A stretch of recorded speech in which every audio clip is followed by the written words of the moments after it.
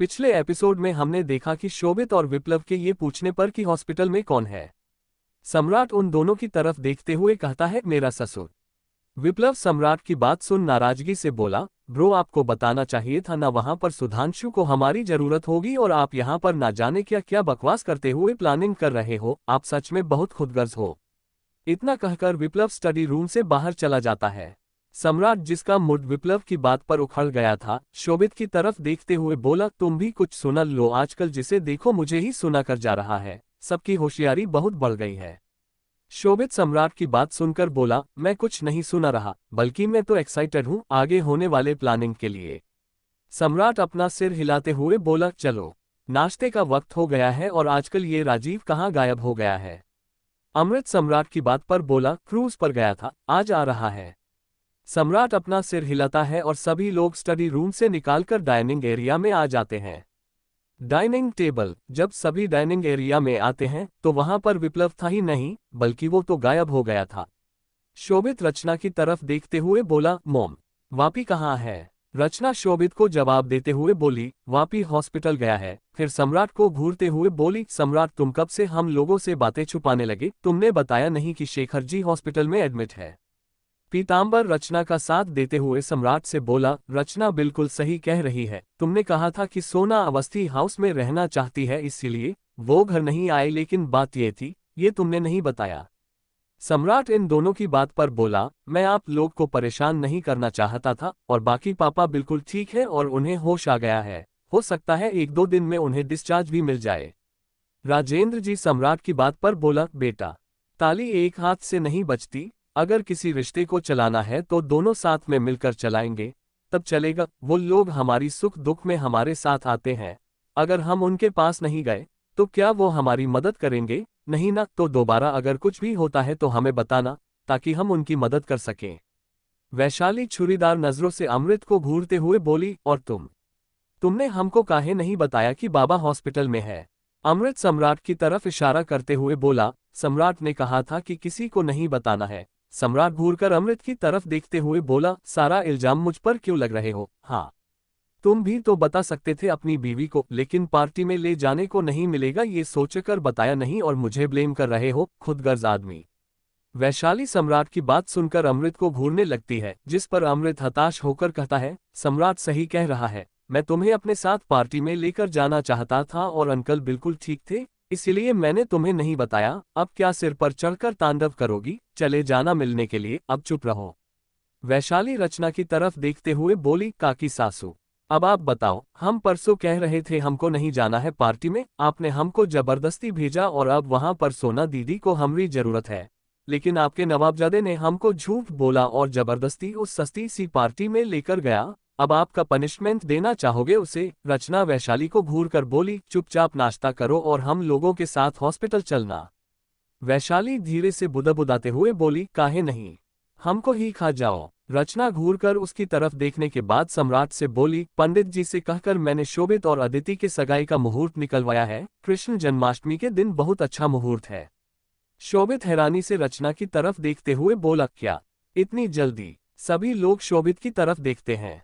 विराट शोभित के रिएक्शन को देखते हुए अपनी आंखें छोटी करके बोला, क्यों भाई, अदिति से बोर हो गए क्या, जो शादी नहीं करना चाहते। विराट की बात पर शोभित अपनी आंखें छोटी करके बोला, अपना मुंह बंद करके रखो। उसके बाद रचना की तरफ देखते हुए आगे बोला, मॉम अदिति अभी बहुत छोटी है, इतनी जल्दी करना ठीक नहीं होगा ना, और अभी वो पढ़ाई भी कर रही है, रुक जाते हैं कुछ वक्त। रचना शोभित की बात पर बोली, मैंने मुहूर्त निकलवा लिया है, सगाई होगी, मतलब होगी। शोभित हताश नजरों से सम्राट की तरफ देखने लगता है, जिस पर सम्राट कहता है, मुझे इस तरीके से देखने से कुछ नहीं होगा, 2 साल रुक सकते हैं, सगाई कर लो। शादी अदिति के 21 साल के होने के बाद कर लेना। शोभित सम्राट की बात सुन अदिति की तरफ देखता है, जो कि सब बातों से बेखबर अपने नाश्ते में फोकस कर रही थी। ना जाने उसे खाने का कौन से कीड़े ने काटा था, उसे किसी से मतलब ही नहीं था सिवाय अपने खाने के अलावा। शोभित सम्राट की बात सुन एक गहरी सांस लेकर बोला, आपने सही कहा, मुझे 2 साल इंतजार करना ही पड़ेगा, तब तक हो सके तो कोकून भी थोड़ी मैच्योर हो जाएगी। अदिति शोभित के मुंह से अपना निकनेम सुनकर उसकी तरफ देखते हुए बोली, आप नाश्ता क्यों नहीं कर रहे हो, आपको भूख नहीं लगी है सीनियर। शोभित अदिति की बात पर बोला, तुम आराम से खाओ, कोई जल्दबाजी नहीं है, मैं खा लूंगा, तुम्हें कॉलेज भी जाना है ना।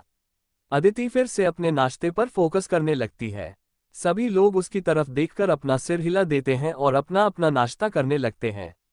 नाश्ता पूरा होने के बाद विक्रम शोभित से जिद करके अदिति को कॉलेज छोड़ने के लिए उसके साथ ही कॉलेज निकल जाता है और सम्राट के साथ बाकी फैमिली वाले शेखर जी को देखने के लिए अस्पताल निकल जाते हैं।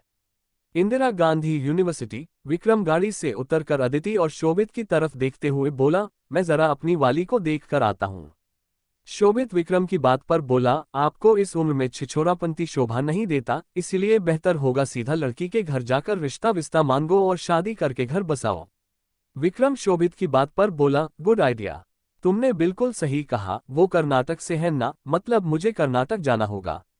शोभित अपनी एक आईब्रो ऊपर करके बोला, अब उसकी आइडेंटिटी इतने अच्छे से पता लगा ही चुके हो तो उसके नाम के बारे में भी पता चल गया होगा।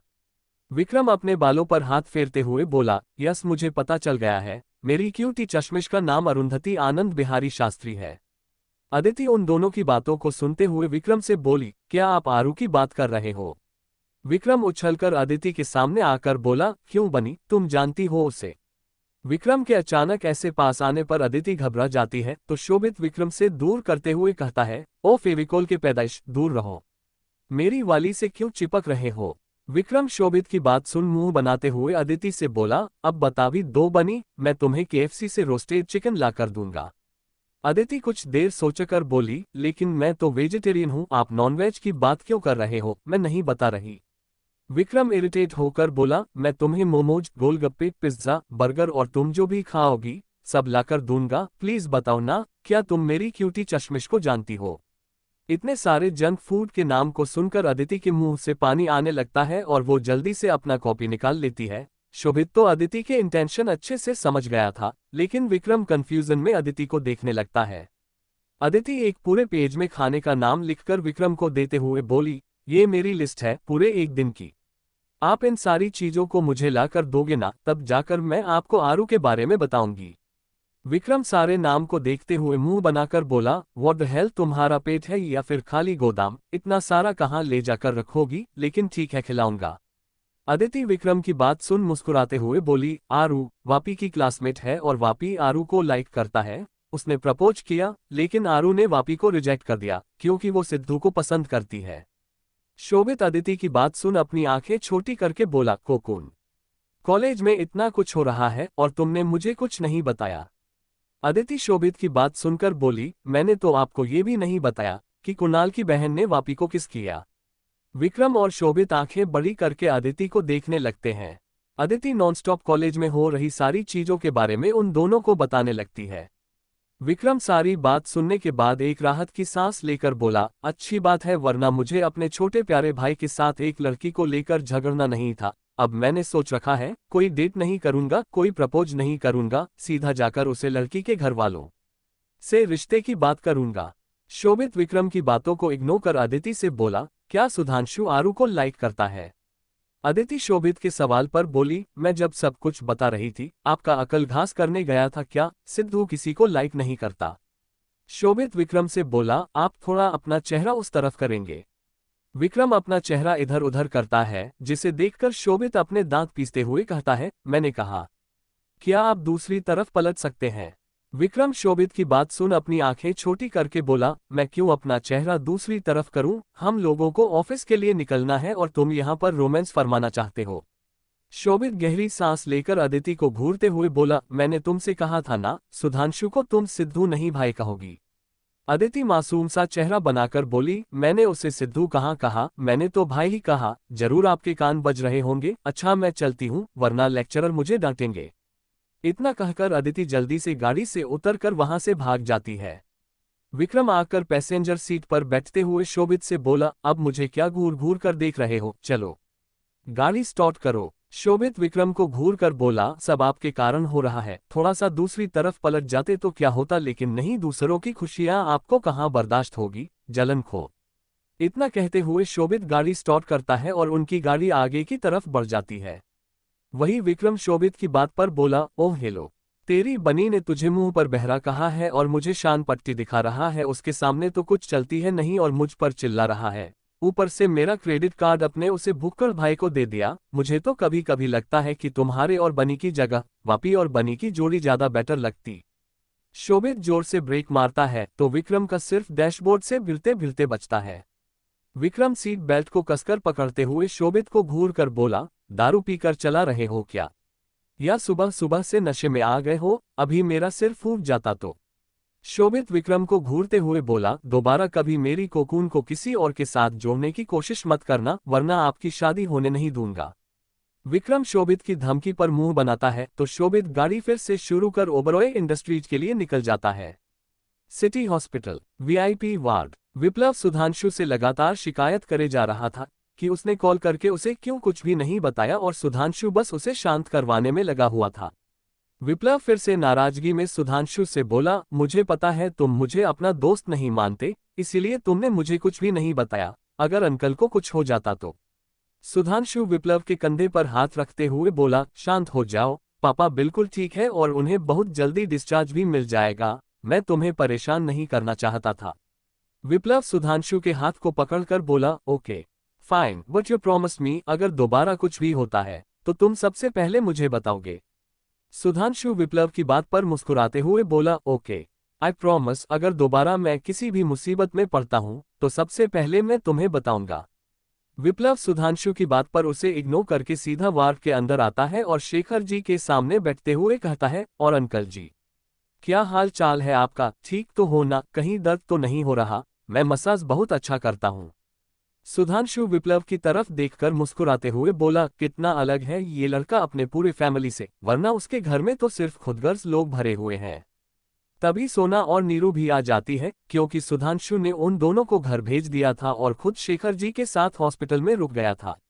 सोना सुधांशु को बाहर देखकर उसके पास आकर बोली, सिद्धू तुम बाहर क्यों हो, अंदर पापा के साथ कौन है। सुधांशु ग्लास की तरफ इशारा करते हुए बोला, आप ही देख लो। सोना ग्लास से झांककर अंदर देखती है तो विप्लव शेखर जी से हंसते हुए बातें कर रहा था। नीरू सोना से बोली, क्या हुआ सोना, अंदर कौन है उनके साथ। सोना नीरू के सवाल पर मुस्कुराते हुए बोली, कोई नहीं माँ, बस मेरा सबसे प्यारा राज दुलारा टेप रिकॉर्डर देवत जो आकर पापा से बातें कर रहा है। नीरू सोना की बात पर मुस्कुरा देती है। तभी वहां पूरी ओबरॉय फैमिली भी आ जाती है। सम्राट को देखकर सुधांशु का मूड खराब हो जाता है।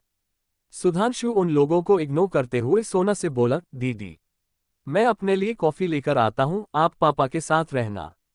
सोना सुधांशु की बात सुन अपना सिर हिलाती है तो सुधांशु वहां से जाने लगता है, जिस पर सम्राट सुधांशु के सामने आकर कहता है, मुझे तुमसे बात करनी है, मेरे पीछे आओ। इतना कहकर सम्राट वेटिंग रूम की तरफ चला जाता है। सुधांशु सोना की तरफ देखता है तो सोना उसे पलके झुकाकर शांत रहने के लिए कहती है। सुधांशु एक गहरी सांस लेकर सम्राट के पीछे चला जाता है। उन दोनों के जाने के बाद सोना ओबरॉय फैमिली के पास आकर बोली, आप सब लोग। वैशाली सोना के बात को पूरा होने से पहले ही नाराजगी से बोली, हम आपसे बहुत ज्यादा नाराज हैं दीदी, आपको हमें कॉल करके बताना चाहिए था ना कि यहाँ पर बाबा की तबीयत खराब है, लेकिन नहीं, आपको तो सारा बोझ अपने ही सर पर लेना होता है। सोना वैशाली की बात सुन मुस्कुराते हुए बोली, जब तुम्हारी जैसी इतनी प्यारी और सारी मुसीबत को अपने सिर पर लेने वाली बहन हो तब मुझे थोड़ा सा बोझ लेने में कोई दिक्कत नहीं है। अब नाराज होना बंद करो, पापा बिल्कुल ठीक है। वैशाली सोना की बात पर एक गहरी सांस लेकर बोली, हम तो बहुत गुस्से में थे, लेकिन आपकी प्यारी सी मुस्कान देखकर हमारा सारा गुस्सा छूमंतर हो गया। अब बातें बहुत हो गई, चलो हम अंदर चलते हैं। इतना कहकर वैशाली सबको इग्नोर करते हुए खुद ही वार्ड के अंदर घुस जाती है। निर्जला नीरू के पास आकर बोली, बहन जी अब आपको परेशान होने की जरूरत नहीं है, भाई साहब बिल्कुल ठीक है। नीरू निर्जला की बात पर अपना सिर हिलाती है और सभी लोग वार्ड के अंदर चले जाते हैं। सब लोगों के जाने के बाद सोना अमृत से बोली, भाई उनको क्या बात करनी है सिद्धू से।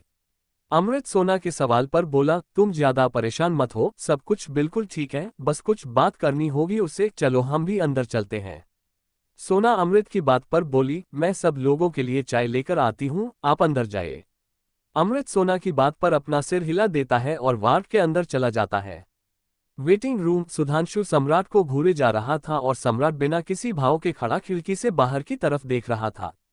सुधांशु इरिटेट होकर नाराजगी से बोला, आप मुझे बता सकते हैं कि आपने मुझे यहाँ क्यों बुलाया है या फिर सिर्फ खड़ा होने वाली एक्सरसाइज करवा रहे हो। सम्राट बिना सुधांशु की तरफ देखे बोला, मैंने तुम्हारे लिए लड़की देखी है। सुधांशु शॉक्ड एक्सप्रेशंस के साथ सम्राट को देखते हुए बोला, मेरी जिंदगी को इतना बर्बाद करके आपको खुशी नहीं मिली जो आप फिर से मेरी जिंदगी में उथल पुथल लाना चाहते हो। सम्राट पलटकर सुधांशु को घूरते हुए बोला, मैंने कभी कोई भी गलत डिसीजन नहीं लिया है। काव्या और कशिश का रिश्ता तभी तय हो गया था जब काव्या पैदा हुई थी। सुधांशु सम्राट की बात सुन कंफ्यूज होकर बोला, व्हाट? सम्राट सुधांशु की बात पर उसे एक्सप्लेन करते हुए बोला, मेरे दादाजी रविंद्रनाथ ओबरॉय और कशिश के दादाजी राघवेंद्र मित्तल बेस्ट फ्रेंड थे।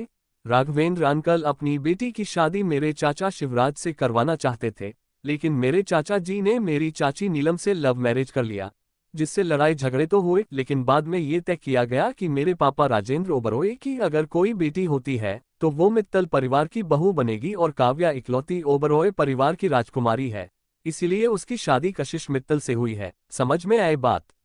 सुधांशु सम्राट की बात सुन ताली बजाते हुए बोला, फंटास्टिक, क्या कहानी बनाई है आपने। अगर यही बात थी तो काव्या की शादी अपने बिजनेस पार्टनर के बेटे से क्यों करवा रहे थे?